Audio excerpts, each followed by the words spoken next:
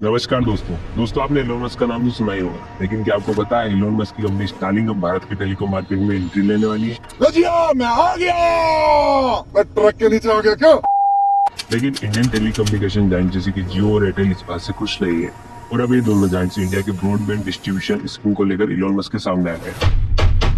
इसका असर न सिर्फ हमारे इंटरनेट के इस्तेमाल पर होगा, बल्कि जियो और एयरटेल की मौजूदा मोनोपोली है उस पर भी बड़ा असर पड़ सकता है। तो चलिए जानते हैं स्टारलिंक क्या है और इसके आने से हमें क्या फायदे और क्या नुकसान हो सकते हैं, और सरकार इस पर क्या सोच रही है।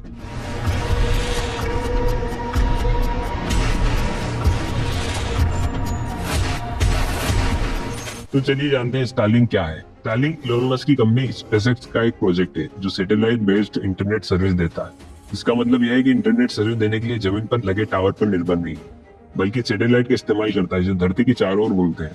ट्रेडिशनल टेलीकॉम कंपनी जैसे कि जियो और एयरटेल के नेटवर्क ज्यादातर फाइबर ऑप्टिक्स या मोबाइल टावर पर बेस्ड होते हैं, जबकि स्टारलिंक अपने सैटेलाइट के जरिए हाई इंटरनेट स्पीड सीधा आपके घर तक पहुंचा सकता है। स्टारलिंक काम कैसे करता है? स्टारलिंक के लिए स्पेसएक्स ने लो ऑर्बिट में हजारों छोटे सैटेलाइट्स तैनात किए हैं।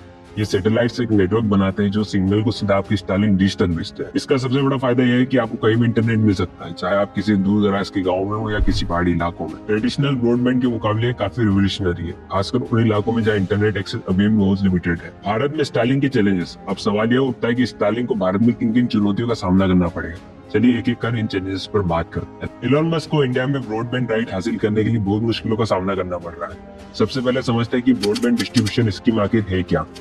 TRAI यानी कि telecom regulatory authority of India ने भारत में हाई स्पीड इंटरनेट और ब्रॉडबैंड सर्विस को दूर दराज के इलाकों में पहुंचाने के लिए एक नई स्कीम की तैयारी की है। इसका मकसद यह है कि देश के हर कोने में फास्ट इंटरनेट स्पीड पहुंच सके। इस स्कीम के तहत सरकार broadband spectrum rights private companies को देने वाली है ताकि वे अपनी सर्विस इफेक्टिवली डिलीवर कर सके। एलोन मस्क की सैटेलाइट ब्रॉडबैंड कंपनी स्टारलिंक जल्द भारत में इंटरनेट सर्विस प्रोवाइड करना शुरू कर सकती है। केंद्रीय संचार मंत्री ज्योतिरादित्य सिंधिया ने मंगलवार को कहा कि हम किसी भी कंपनी को लाइसेंस देने के लिए तैयार हैं। अब असली लड़ाई की बात करते हैं। तो हुआ यूं है कि जब ये स्कीम बनाई गई तब सरकार का प्लान था कि ये स्पेक्ट्रम राइट्स बिडिंग के जरिए दिया जाए, यानी जो कंपनी ज्यादा पैसे देगी उन्हें ये राइट्स मिलेंगे। पर अब हाल ही में सरकार ने एक बड़ा यूटर्न लिया और कहा है कि ब्रॉडबैंड डिस्ट्रीब्यूशन राइट्स अब एडमिनिस्ट्रेटिव बेसिस पर अलॉट किया जाएगा और किसी तरह की बिडिंग नहीं होगी। इलोन मस्क, जिनकी company Starlink satellite based internet service देती है, उन्होंने कहा है कि यह तरीका सही है। मस्क की कंपनी रिमोट एरिया तक इंटरनेट पहुंचाने के लिए ऑलरेडी सैटेलाइट का इस्तेमाल करती है और वे चाहते हैं कि सैटेलाइट बेस्ड कंपनीज के लिए अलग से स्पेक्ट्रम अलॉट किया जाए ताकि फेयर कंपटीशन हो सके। उनका कहना है कि बिडिंग की वजह से प्राइस स्काई रॉकेट हो जाएंगे और इसका असर एंड कंज्यूमर पर पड़ेगा। दूसरी तरफ जियो और एयरटेल को ये प्लान पसंद नहीं आया। जियो और एयरटेल पहले से इंडियन टेलीकॉम मार्केट में डोमिनेट करता है। उनके पास इंफ्रास्ट्रक्चर पहले से बना हुआ है और अगर बिडिंग होती है तो वे स्टारलिंक जैसी कंपनीज के साथ कम्पीट कर सकते हैं। उनके पास कैपिटल और रिसोर्सेज हैं जिससे वे बिडिंग में आसानी से कंपटीशन से आगे निकल सकते हैं। इसलिए जियो और एयरटेल गवर्नमेंट की इस डिसीजन के अगेंस्ट कोर्ट जाने की बात कर रहे हैं और प्रेशर भी बना रहे हैं कि गवर्नमेंट अपने इस डिसीजन को रिकंसिडर करे। ऐसे में अगर स्पेक्ट्रम के एलोकेशन को लेकर स्टारलिंक एक कंफ्यूजन में फंसी हुई है। पर स्टारलिंक की प्रॉब्लम बस इतनी ही नहीं है, इस प्रोजेक्ट की कॉस्ट एफिशिएंसी पर भी एक बड़ा सवाल है। सैटेलाइट इंटरनेट में भले ही इंफ्रास्ट्रक्चर का ट्रेडिशनल कॉस्ट न हो, लेकिन स्टारलिंक का खुद का हार्डवेयर काफी महंगा है।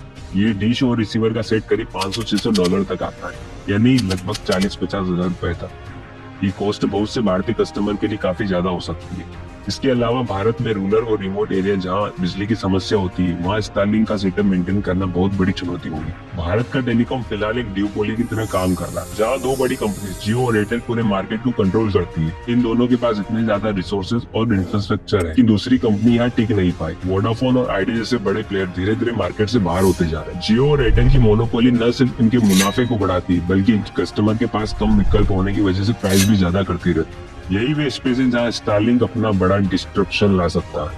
पर फिलहाल इलोन मस्क के प्लान के रास्ते में कई दिक्कतें हैं, जिसमें सबसे बड़ा सवाल ब्रॉडबैंड स्पेक्ट्रम एलोकेशन का ही है। हालांकि प्राइम मिनिस्टर नरेंद्र मोदी की सरकार डिजिटल इंडिया को प्रमोट कर रही है। साथियों, भारत को डिजिटल पथ पर तेज गति से आगे बढ़ाते हर देशवासी का जीवन आसान बनाने का सपना पूरे देश का है।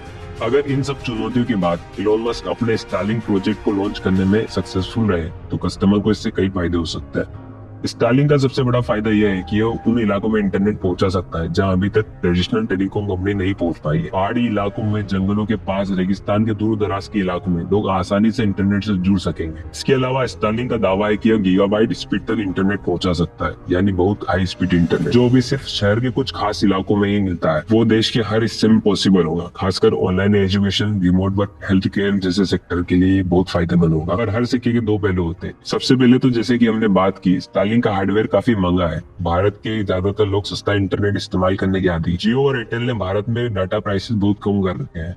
ऐसे में स्टारलिंक का हाई सब्सक्रिप्शन और हार्डवेयर कॉस्ट को अफोर्ड कर पाना बड़ा चैलेंजिंग होगा। स्टारलिंक का सैटेलाइट इंटरनेट वेदर पर काफी निर्भर करता है।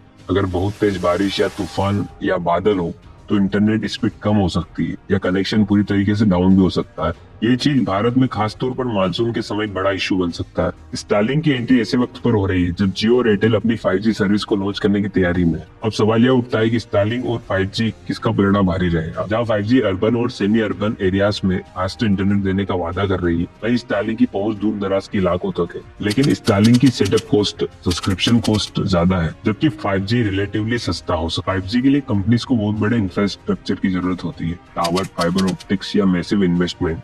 दूसरी तरफ स्टारलिंक के लिए ग्राउंड इंफ्रास्ट्रक्चर की जरूरत नहीं है, लेकिन सैटेलाइट को मेंटेन करना और अपग्रेड करना काफी महंगा पड़ सकता है।